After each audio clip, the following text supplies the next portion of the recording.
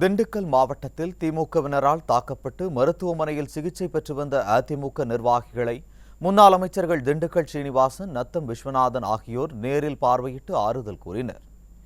திண்டுக்கல் அருகே அகரம் பேரூராட்சி திமுக தலைவர் நந்தகோபால் மற்றும் எரியோடு பேரூராட்சி திமுக தலைவர் ஆகியோர் தேர்தலில் தோல்வி பயம் காரணமாக குண்டர்களை வைத்து அதிமுகவினர் 9 பேரை கடுமையாக தாக்கியதாக கூறப்படுகிறது. இதில் படுகாயமடைந்த 9 பேரும் மருத்துவமனையில் சிகிச்சை பெற்று வருகின்றனர். இதுகுறித்து தகவல் அறிந்த முன்னாள் அமைச்சர்கள் திண்டுக்கல் சீனிவாசன், நத்தம் விஸ்வநாதன் ஆகியோர் பாதிக்கப்பட்ட 9 பேரை நேரில் சந்தித்து ஆறுதல் கூறினர். அப்போது முன்னாள் எம்எல்ஏ பிரேம்குமார் உள்ளிட்டோர் உடனிருந்தனர்.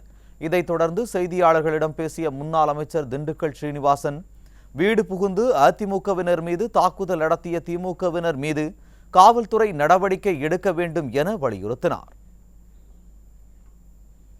வேட்டை பார்த்த சகோதரர்களை திமுகவினுடைய பொறுப்பாளர்கள் வீடு புகுந்து அடித்து மட்டையை உடைத்து உடலில் பல பாகங்கள் காயம் ஏற்பட்டு உயிருக்கு போராடுகின்ற சூழ்நிலையில் மருத்துவமனையில் சேர்ந்திருக்கிறார்கள். கருங்கல்பட்டி ஒரு 3 பேரும், வேடசந்தூர் எரியோடு பகுதியில் ஒரு 6 பேரும், 9 பேரை தாக்கியிருக்கிறார்கள்.